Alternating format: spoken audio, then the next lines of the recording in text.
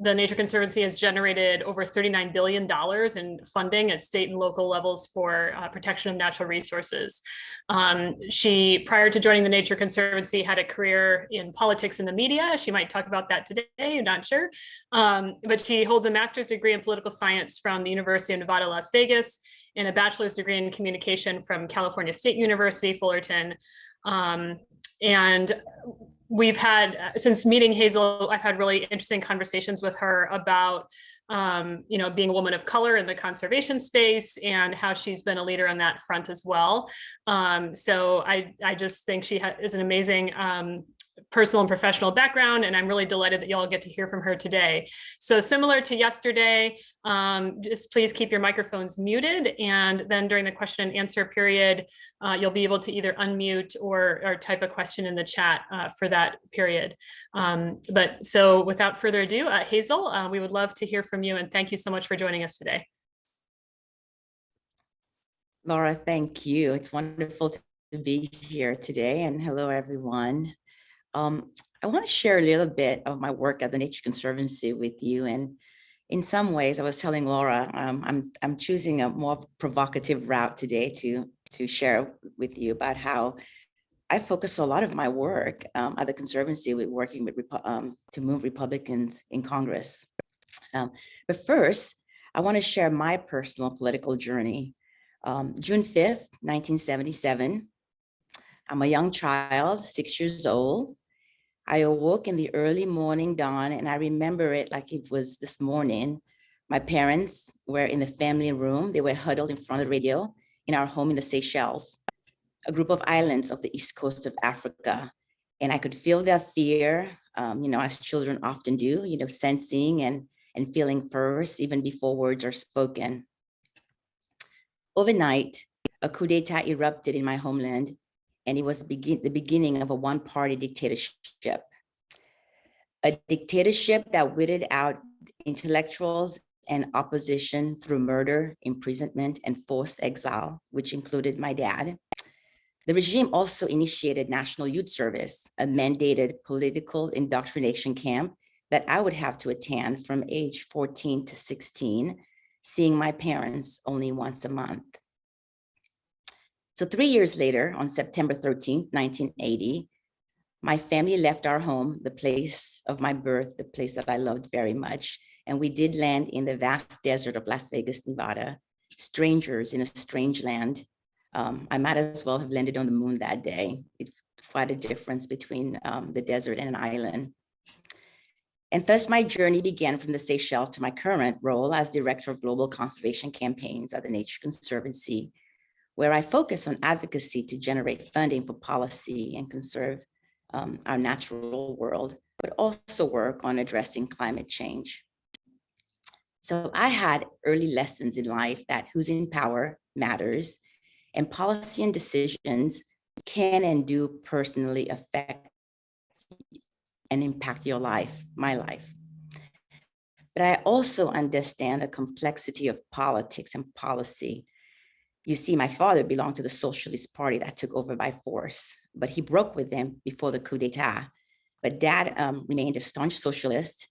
He felt very strongly that our colonial British past was set up to benefit those with white European ancestry on the island, and their amassed historical wealth had to be redistributed. I'm an immigrant to the United States. I'm a woman of color, and in my heart, my spirit, and my soul, a conservationist. And I have the privilege to work at the largest conservation organization in the world, the Nature Conservancy. And together with my colleagues and supporters of the Conservancy, we have generated billions of dollars and worked on policy to protect lands, waters, and oceans around the world. But we also know it's not enough in light of our warming planet. For decades now, the warning bells have been ringing about climate change and the continued destruction of biodiversity. The problems are urgent and complex, and the solutions and political will inefficient to meet the moment. And for decades, industry and anti-government activists spent billions on building the climate-denying tribes. And now it is an ideological identity for many on the right to deny or lessen the threat of global warming. And the most vulnerable in the US and around the world will bear the brunt of the impacts. My small island in the Seychelles, where I was born, 115 islands altogether, we didn't spew greenhouse gases like the rest of the developing world, but here we are, we'll be tremendously impacted on that island. So that the Nature Conservancy work on policy to adapt and mitigate against climate change is at the forefront of what we do. We believe in long-term durable solutions for climate and that it should be equitable and also bipartisan. You see, the Conservancy holds a very unique space in conservation and environmental community in that we can effectively work both sides of the aisle. We touch down with projects in all 50 states. We are part of the community and have a network of donors and trustees and 1 million members across the ideological spectrum. And given our brand and access, working to influence moderate Republicans in Congress is part of our portfolio when it comes to climate. And while we don't have a national solution in the form of price on greenhouse gases, we, along with many partners, are making incremental, and unfortunately, it will take longer. You know, the complexity of the world is such that two opposites can be true at the same time. The solutions and political will to deal with our warming planet isn't adequate to meet the moment. And simultaneously, we are seeing progress on funding and policy to address climate change. The context of policymaking in the US is evolution and not revolution. We can agree or disagree about the right or wrong of that context or whether we like it or not. Personally, don't like it when it comes to climate, but here we are and we have to work in those externalities. So for the Conservancy, we are putting our limited resources to work and we are attempting to be very strategic about it. We want to use the core of our strengths in the US to advance durable, equitable, and science-based policies and practices that enables us to get to a net zero future by the mid-century. We support broadening and diversifying the constituency for climate action. And we want to accelerate the transition to a clean economy while ensuring benefits to nature and people and maximizing the role that nature plays in achieving those solutions. And just as important, building an enduring leadership on climate as a member of the global community. So we are seeing some incremental progress, and here are some examples. In the 1.2 trillion Infrastructure Investment and Job Act that was signed into law on November 15, 2021, there is $200 billion for climate, energy, and the environment. Funding for energy efficiency, grid modernization, flood risk reduction, drought resilience, ecosystem restoration, and more. The Conservancy targeted 8 Republican House members, which spent nearly $1.5 million on outreach and advocacy, polling, digital ads, in-person meetings, virtual events, social media outreach, and more. In the end, 5 of the 8 that we targeted of the 13 Republicans voted for the bill. The current Build Back Better legislation that is stalled in Congress has $500 billion for climate. And if it passes, it will be the biggest investment in climate solutions. Recently, Republican Governor DeSantis in Florida requested $500 million for state funding to help governments, local governments, plan for sea level rise and increased flood risk. Texas Governor Abbott devoted $1.6 billion to prepare communities for increasingly devastating hurricanes. And back in 2012, the state of North Carolina banned coastal policies decision to be made based on sea level rise science. And fast forward almost a decade later, in 2021, the state legislature, dominated by Republicans, passed a $400 million climate resiliency bill. When the former President Trump pulled the US out of the Paris Agreement in 2017, states came together to find local solutions through the Climate Alliance Coalition. These 23 states, including Puerto Rico, make up 59% of the US economy, 54% of the US population, and 44% of the gross US emission. We currently have 12 states that have now passed legislation to get to net zero and 100% renewable. In 2020, Congress passed an extensive climate and energy legislation that included research and development for clean energy technologies, clean energy tax incentive, and directed the EPA to phase down the production and consumption of hydrofluorocarbon in the next 15 years. And we often don't hear this, but there was actually 2 bipartisan carbon pricing bill introduced in 2018. And of course, unfortunately, it didn't go anywhere. These are just a few highlights of some of the progress. Yet drought, flooding, severe hurricanes, catastrophic fire, what scientists have predicted is now upon us. I, like many of you, agree that not enough is being done. And additionally, policy options to date have failed to consider climate justice for communities of color. And like all big environmental NGOs, the Nature Conservancy is guilty, and we know it. Addressing climate change will mean addressing social inequalities that many conservation organizations have not dealt with.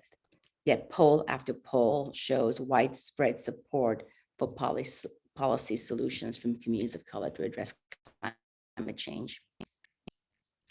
Yet here we are, thousands of us in the US and around the world, waking up every day to advocate and work tirelessly for our natural world and to take on global warming. We have to show up to maximize our assets, and as an NGO, raise extensive money to do the hard work on advocacy. So we feel very strongly that given the brand and given who we can access, we need to show up and work in the space of attempting to move moderate Republicans on climate. In many ways, we live on hope and aspiration, and hopefully we are giving others hope as well. You know, as practitioners, we also know that we win in the to win in the policy arena. When we get knocked down, we have to get up again and again and again. It was Albert Einstein that said, "You never fail until you stop trying." And for nature and people, we don't have the choice at this time because we cannot stop trying. And with that,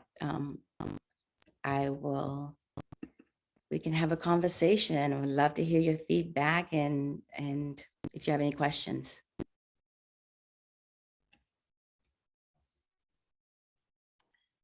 Thank you so much, Hazel. Yeah, that was a great overview of where we are and where we need to go. Yeah, we have plenty of time for discussion and questions. Again, feel free to raise your hand or put a question in the chat for Hazel.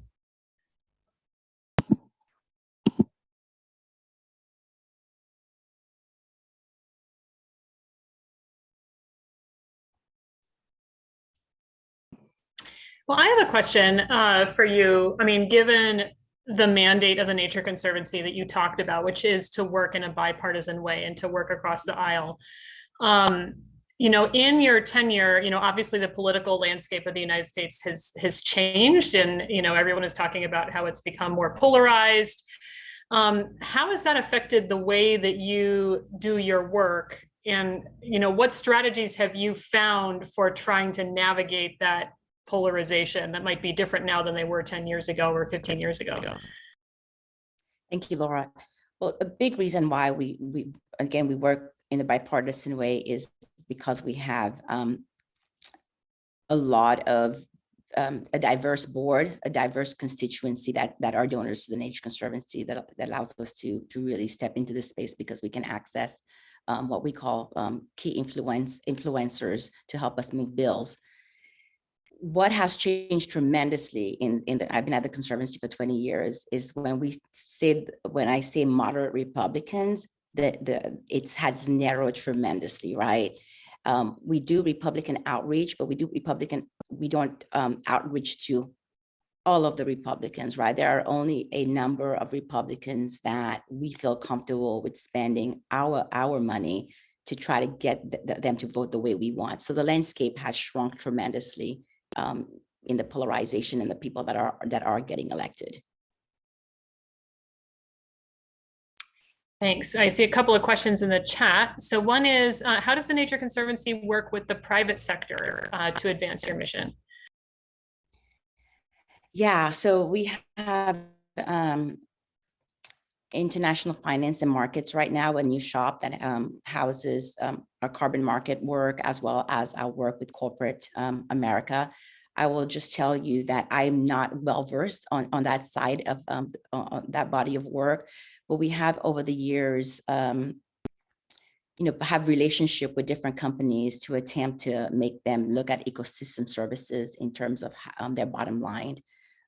We do take donations from corporations for specific work that we do. We do in terms of our land and water protection, but I cannot give you the day-to-day details on what is happening at the Conservancy when it comes to our corporate work, given they are a whole different entity from what I work on. But we do work with the private sector, though. Great, and thanks. And then another question in the chat, to what extent do moderate Republicans say that their constituents don't believe in climate change and or don't support policies because of the jobs versus environment narrative? Is that something you hear a lot? Yeah, it's interesting because when we poll, it's a false choice, right? People, when we are out there polling, we show that a lot of times the voters do not see it as a job versus environment paradigm. And interestingly enough, what we have been able to use and what we did extensively when we targeted the 8 Republicans is we actually went in the field and spent the money to do the poll and to ask questions about their constituency and their support for infrastructure, their support on certain issues, right? If you think about it, if you're a politician and you're spending $50,000 on a poll, you're asking very open-ended questions. What do you care about? And most of the time, water, climate will not be in the top 3. It's really a second-tier issue. However, what we find is when we isolate it and we start asking very specific question about renewables, about energy efficiency, about water protection, right, and wildlife, you start seeing the concerns and the support for those issues when you break it down. But the thing about it is we have to do that, right? They're not doing that on their own. So we have to do that. And then we have to hand deliver it in terms of, okay, to the staff and to the politicians to walk through, this is what your constituency cares about. Now, on the flip side of that, you're absolutely right. There are constituencies out there that do not want their elected officials to do anything when it comes to climate. As I said earlier, climate is definitely now an identity issue in some parts of the United States, and that does make it really tough to move the needle on the right. And so again, our ability to work with Republicans have narrowed tremendously over the years. But there's still that space there that we feel that we can occupy because no other conservation NGO in the United States can occupy that space. Hi, Meenakshi. Yes. Hi, thank you. Thank you for your inspiring story as well as work. When you were speaking, you alluded to the fact that the incremental steps are a little frustrating, especially when climate change is concerned, and we have to do what we do, and you're doing great work in that. I was curious to know that even though you work with the Republicans more, as you said, how about the Democrats? Are they working? Do you find that Democrats want to do more than incremental change? Or do they have big ideas? Are they even ready for it? Even if they got the mandate or the presence in the Senate and the Congress, are they ready for it? What is your sense of it? Thank you. That is a good question. And for years, if you think about it, Democrats also did not step up to the plate to address climate, right? During the Obama administration, after Waxman Markey went away in 2009, literally fell off the cliff. And if you think back during the election years, it isn't until recently also that you hear Democratic candidates start talking about climate. So in many ways, it was an issue that was also off the table publicly for many politicians in that dramatic way that we needed for us to solve the problem. Is it there? We don't have any national solution, right? We're piecemealing it still. So it's hard to actually say that they are on board 100% with, because at the end of the day, you can be philosophically on board with something, but the details, the devil is in the details of what that bill looks like, right? And so that ultimately becomes the test of support, is when it gets down to the nitty gritty of the policy and what you're willing to take that difficult vote on. And in 2009, if you remember 2010, there was a huge shift in the House too. It became Republicans. And the narrative was that some of the legislators, Democratic legislators who voted yes on Waxman Markey, lost their seats. I don't have any research to show if that's actually credible, but that was actually a narrative. And we all know that what's true and what's believable, two different things, right?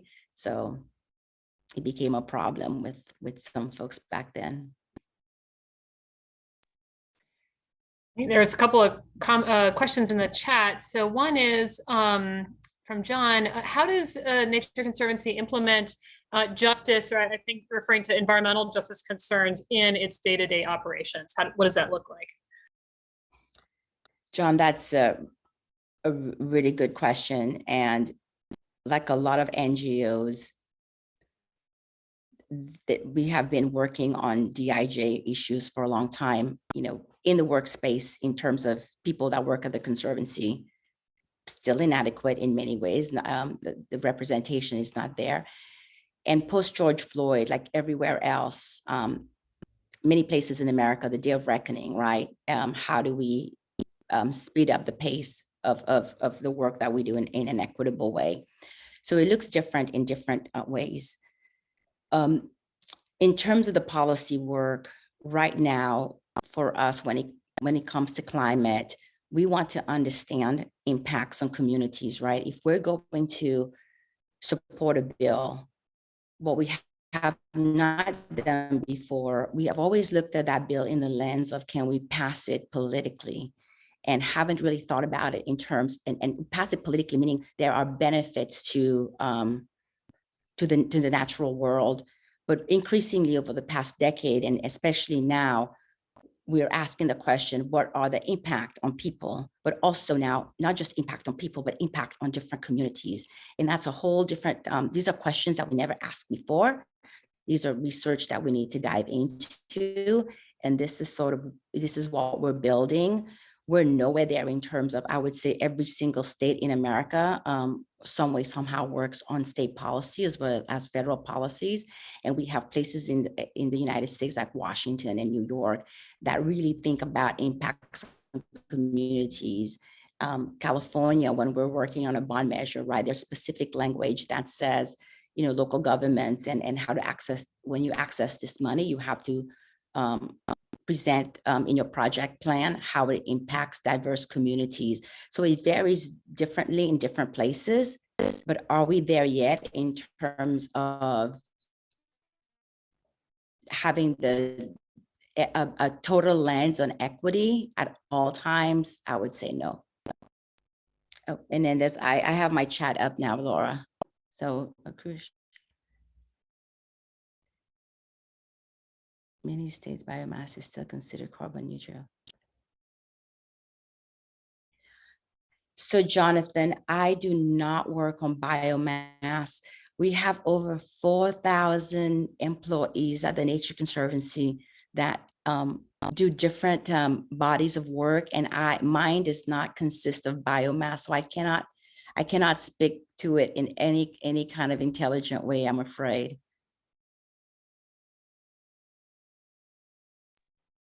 But you can tell me a little bit more about it, what we should be doing, though. That would be good. Yeah, Jonathan, do you want to say more? Can you hear me? Am I unmuted?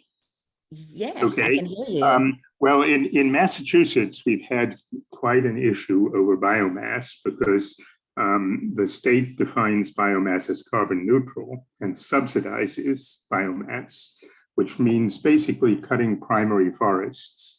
I mean, there's talk about biomass being slash or waste material, but in practice, it means cutting into forests. And a much worse example of that is in the Southeast, where you have significant forest loss to feed the biomass demand of Europe and Britain in particular. And all of this under European Union rules, former European Union rules, and now I guess the UK has continued that same policy, is defined as carbon neutral. So basically, the problem is that not only is biomass actually more carbon intensive than coal, but it takes up to 60 to 80 years to regenerate the forests that are cut down. So some of my colleagues have been active in trying to change these policies, but with relatively little success. On the more positive sides, the healthy soils bills I mentioned, we have a coalition in the Northeast for Northeast healthy soils, and across the country, 22 states, including some with Republican support, as you mentioned, have passed healthy soils bills to promote regenerative agriculture. How much they actually promote it in terms of providing funding for it, as opposed to most of the funding going to destructive subsidies, is another question, but at least that seemed to be a start. Oh, John, I'll have to follow up on that. That's fascinating. I'll just share with you that I'm more on the advocacy side, and a lot of my work is focused on ballot measures, going to the ballots in states to generate funding for conservation. It's increasingly with on climate policies as well, but the bigger ones that requires kind of all hands on deck. So the day-to-day policy work of the Nature Conservancy on biomass, on forest health, on farm bill and all the other things that we tackle doesn't make it to my shop unless it's a big campaign that they need our help to move across the goal line. So thank you for your comments. Really appreciate learning from you. Great. Well, if you have any contacts who are working in the area, I would appreciate if you could send me their emails and we'll get in touch. Yeah, John. Because we do have definitely legislative concerns, mainly at the state level. John, I'm putting my email in the chat here, so you can email me, and then I can also ask my government relations regional people what they're working on, and this is an issue for them. Absolutely. Great, thank you. No, thank you. Great, an important issue. Well, I have more questions I'd love to ask Hazel, but I want to give a chance if anyone else wants to raise their hand or put something in the chat. Oh, statement. I'll make comments too. I mean, I think when people, I was thinking about the angle for the conversation today, and it's a lot of people look at what's happening, the polarization and where we are in America, and even folks internally at the Nature Conservancy. You can imagine what it was like after January 6th, when tough questions were asked. Do we want to be the organization that still outreaches to work with Republicans on issues, right? All that is real for us too, as we had to think very hard about the political system, what it means to do our job, what it means to show up and advocate for nature. So these are all, issues that we've had to struggle with internally as well. Absolutely. Yeah, I think that resonates with a lot of people here, I'm sure. Mm-hmm. The question I was going to ask, given that we are kind of an academic society, but we have practitioners and activists also, the Nature Conservancy, I think about you guys as working with a lot of science. Like you employ scientists, you're among the conservation organizations, like you tend to follow the science, very much so. So what do you think is the role of science in the policy world as you've encountered it? And what do you wish that scientists knew or did more of, or, how do you think we can work better together, I guess? Mhm. Laura, that is a really good question. And a lot of times at the Conservancy, we have to train a lot of our scientists on how to be spokespeople and how to better connect with the everyday voter, right? One of our political consultant always, when we're in a room of folks from the Nature Conservancy, say, okay, folks, raise your hands if you drink fancy lattes, and keep your hand raised if you listen to NPR. And obviously the 90-some% hands are raised. And he said, okay, 99% of America doesn't look like you. Right. And we're so good at, we want to be, I think a lot of times scientists want to be right. They have the data, they have the facts right. And being right is not necessarily what, being right also means you have to be, you have to make yourself accessible, right? So if you're a scientist, you can say, I'm a father, I'm a brother, right? And this is, this is what's happening in the world. Kind of make, so people can identify with you in different ways than just being a scientist, right? That's number one. The second thing too, and we see that politics trump science, right? And not only does politics trump science, you have billions of dollars spent against you to make sure that people are denying science, right? It's brutal. So in many ways, that's why for us, when we think about the work that we have to do, when we take the fight, we try to be very strategic about it, right? And when we say science-based, we also stand on the principles that the world is changing. We have, habitats are shifting north, right? You have more severe storms. Even our own science, it took us a while to show up and advocate for climate change. The Nature Conservancy as an organization coming out of being a land trust, with all the science that we have, did not show up on climate change until late. We're playing catch up in many ways, right? And so I say that to say, even with our science, even at the Conservancy, we played politics back in the day because we were a land trust and we were not going to get in the hot political debate of climate change. Now that has changed. It has changed 180 over time. But even for us, it was problematic. So as scientists, it's important for you guys are, y'all are leaders of a community, but leaders of community in a way that speaks to the everyday language is important. Leader of the communities that doesn't invalidate others, try to figure out how to find that intersection of who you are and who the other people are in terms of bringing them along, because the right and wrong paradigm exists because in academia, people are smart and I'm right and you're wrong many times, and that doesn't score points.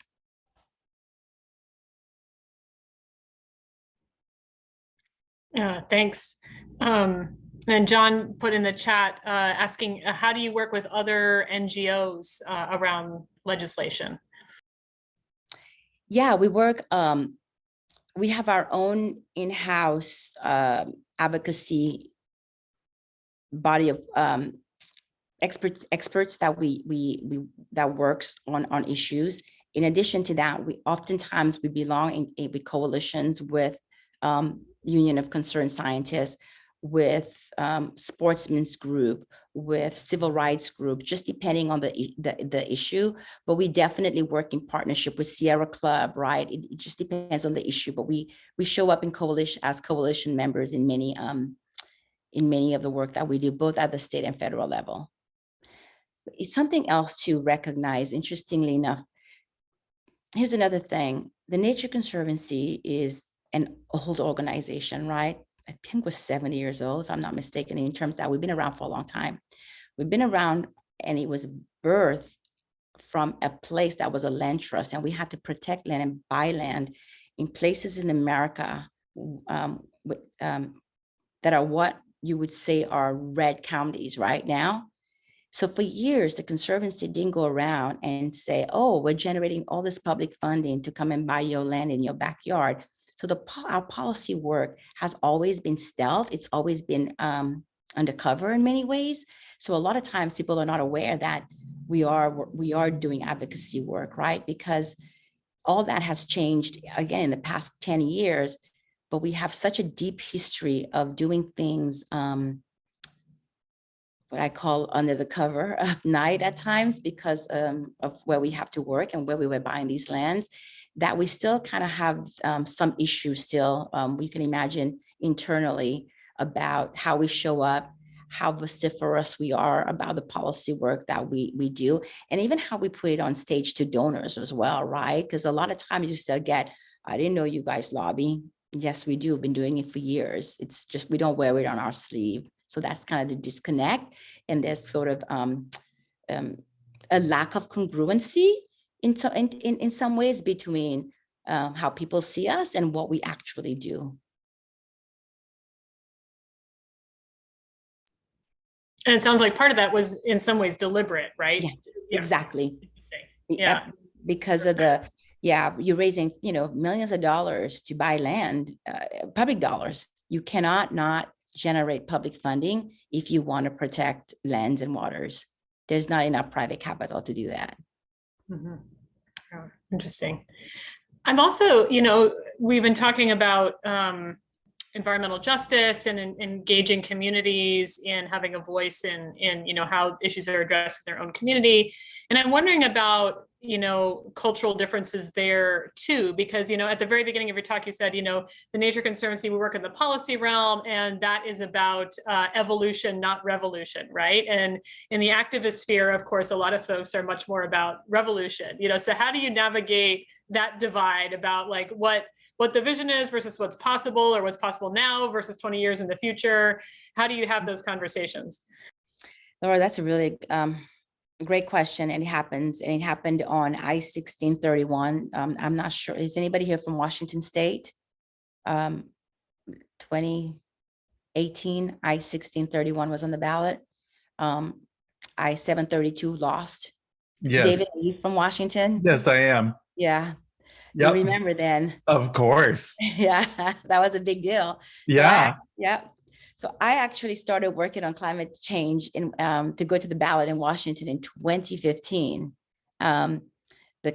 looking for opportunities for us to, a lot of times in the environmental world, our colleagues are talking about renewable energy, and with this coalition that put together the Alliance, big community of civil rights, NGOs, and the Nature Conservancy became part of that community. And we wanted to, 3 pillars, right? We wanted money for communities, disadvantaged communities, money for renewables, but money also for nature-based solutions, right? To protect land and water and do some of the more natural protection.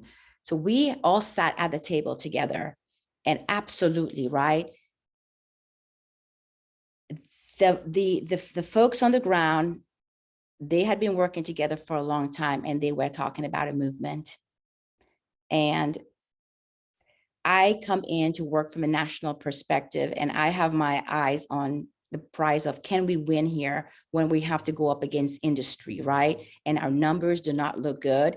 Or we raised $15 million, but industry raised $30 million against us, right? So the fight was on. We took the fight, but it was even a lesson for me working in Washington State, how we have to show up, we have to adjust our purpose, and we have to be in community that people that we are working with on the ground. Because while we lost in 2018, and by the way, we lost in 2018. I'll just share this with you. We would drop the poll that night because we knew we were going to lose. But when we looked at the poll, people who made $50,000 or less voted for the measure 50-50. People of color voted for the measure more than white people in Washington. And people making $75,000, $100,000 a year voted less for the measure, right? Because there was a $120 energy cost, plus I believe 13 cents per gallon, right? And so we've always talked about how if you make more money, this sort of Maslow hierarchy, right? Where you can think about what your community needs and you will show up and be part of that community to raise money to do the work. What we found was just the opposite in our poll. And what we found was tremendous support by communities of color. This after industry spent $30 million telling communities of color that they were going to be impacted at the pump. Why? Because the value system is there. The core value system for many communities, people in the communities of color, government has a role to play in solving complex problem. And I support that. And that's why we see tremendous support from communities of color across the United States. And when we work in different communities, we become partner with the communities and we sing from the same songbook. David, do you have anything else to add?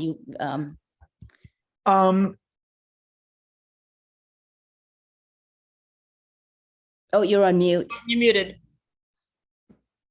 Muted. Oh, there we go. Yeah, having worked on some of these issues kind of around the World Bank also, as you said, it's so important to work with local communities. And I think also sometimes these things just have to be repetitive because the community learns, you just have to try and try again as well and then you can work together a little more cooperatively and comparatively. And one practice that I found that worked well was to get everybody in the room and not so much talk about what you disagree about, but what are the policies, what are the things that we can all agree on and push forward. And it's surprising how many sort of coalition meetings don't focus on what everybody agrees on, but is kind of focused on what they disagree on. So as long as you can get a core agenda that people say, yes, we're going to support this piece, then I think you can really move forward. And of course, still grapple with the things where there are differences. But yeah, anyway, I think you did a great work, Hazel. David, thank you. And as you know, I don't know the details of this because I wasn't part of the state work, but in 2020, the coalition came back and they won through the legislative process a considerable amount of the same policy that we lost in 2018. So again, to your point, it's incremental. It stacks on each other, and you keep going back to the well in a different way. So that's right. Thank you.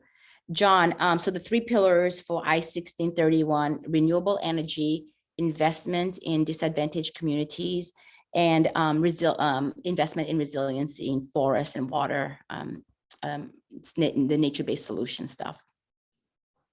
You can find the bill, I think it's 80 pages online.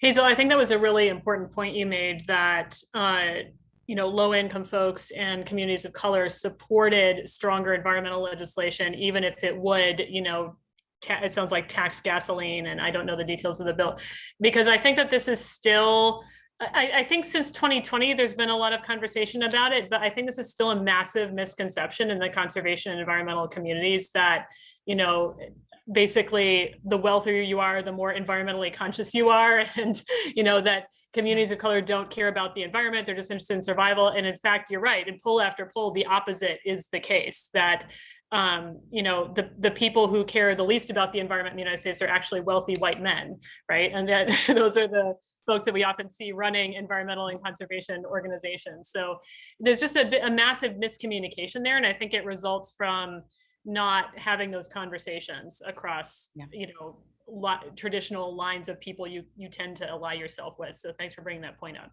Laura, I will also add to that. I do think that over time, a homogeneous group of people have decided who cares about conservation, right? And to your point, who works in it, who donates, and the memberships, right? If you look at the membership of conservation and environmental organization, is still very homogeneous. What the other element and the part that I work in is that the Nature Conservancy and the Trust for Public Lands over the course of the past 37 years, 38 years have raised over $100 billion at the ballot for conservation in states. And time again, what we find is voters of color vote to tax themselves to protect nature. It is such a, in politics, you guys can imagine you have limited resources, right? So you have the who's with you, who's against you, because you're not, who's against you, you're not going to spend money to try to get them, right? It's going to cost too much to change your mind. Who you have is who you have, and you're going to look at the middle to try. That's why you're spending the money to get to that 50+1 vote. And in many times, communities of color are already in the get category, right?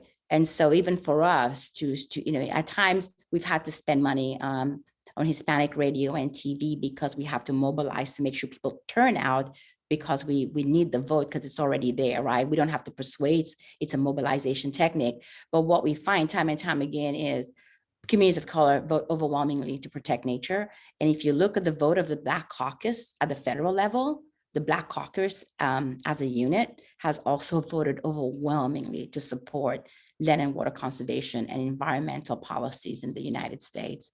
But yet, to your point, when we think about who cares for nature, it's that the image of a person of color is not the first thing that comes to mind. I would just add a tiny thing, and that is that it's important to recognize, though, that almost all communities do have divisions, and understanding those divisions is really crucial. Like, we work with a lot of tribes, and whereas the overwhelming number of folks, say in the Colville tribe, are in favor of conservation, all kinds of stuff, you still have a group that are not. And so there's sometimes conflict within communities that it's important to understand and spend time on as well, so that you kind of understand those dynamics. In Louisiana, being arrested a few times on environmental justice projects too, that dynamic is important. And you can enter and collaborate to support progressives who are working hard and making a difference in those communities, or you can enter and do damage. So, and from my perspective, you always have to take direction from those communities, and also recognize kind of some of the dynamics, which can sometimes be pretty complicated. Yeah. And sometimes not too complicated. Oh yeah, I totally agree, David. Working at the local level, it's definitely there are major differences, right? We see the differences right now with the environmental justice community and some of the market-based approach on climate. Right, and we saw that during the transportation initiative throughout the Northeast recently, when a group wrote letters to all the big NGOs, an EJ group, to say cease and desist working on the transportation initiative throughout the states in the Northeast. So yeah, absolutely.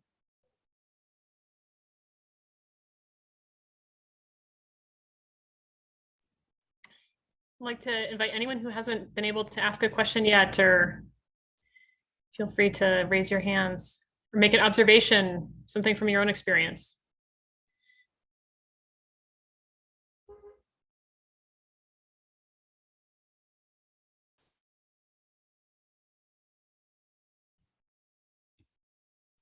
I would say one other thing is to recognize that communities of color also work together, and there's all kinds of dynamics there too.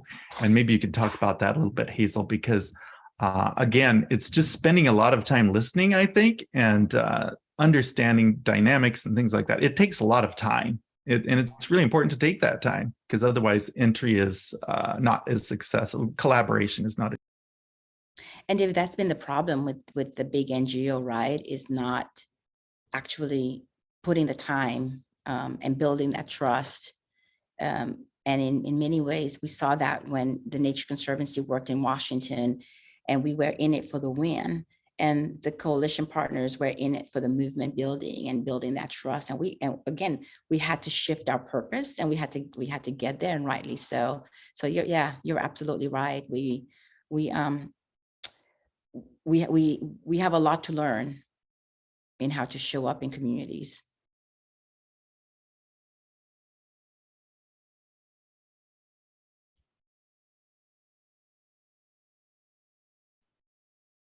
And I wonder if that has been part of the same disconnect we were kind of just talking about, right? That if you show up in a community from a very different kind of socioeconomic or cultural background, sometimes that communication can be more challenging than if you're somebody who has direct experience that relates to the community of the people you're working with. I mean, not that you can't communicate across that boundary, but to know that there is a boundary to communicate across in the first place, I think is like the first realization that people have to have, you know.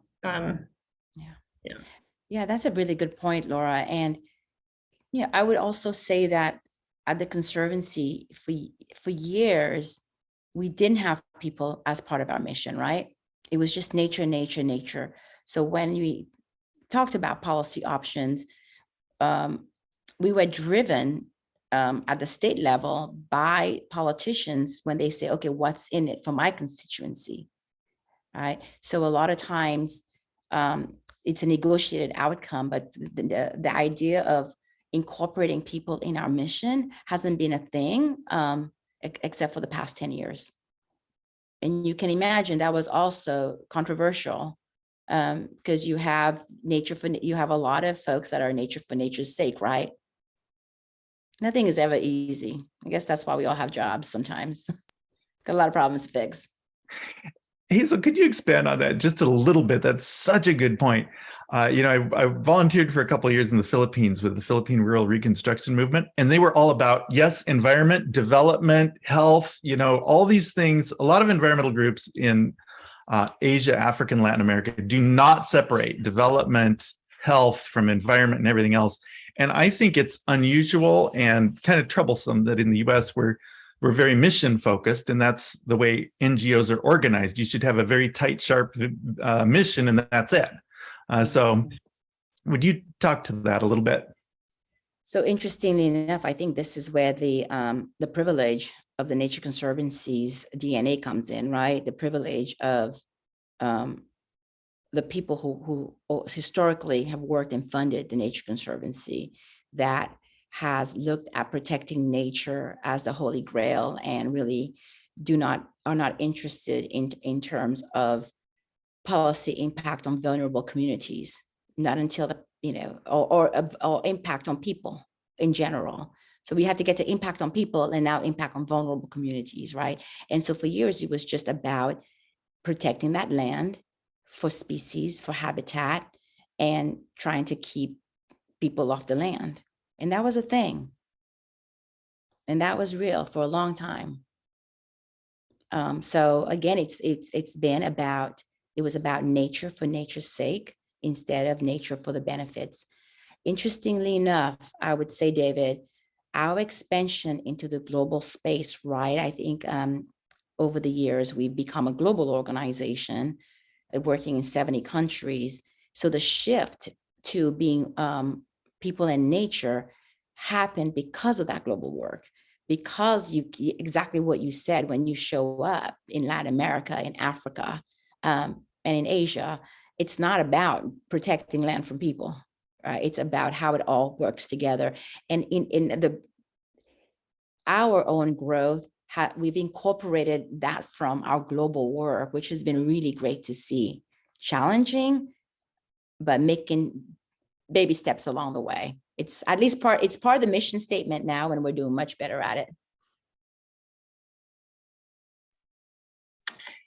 Well, we're coming to the end of our time. So if there are no more questions, I just would like to thank Hazel very much for sharing with us some of her experience and questions today and answering our questions. It was a great conversation. Thank you, Hazel. Yeah, I'm sure some people will be following up with you since you dropped your email in the chat. So we really appreciate you being here today.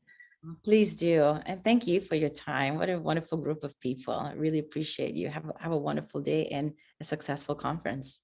Thank you so much, Laura. Yeah. Thank you, Hazel. Thank you. Take care. Thank you, Laura. Absolutely. All right, folks. So next up, we have our parallel sessions. So that is going to still be at this link, and I will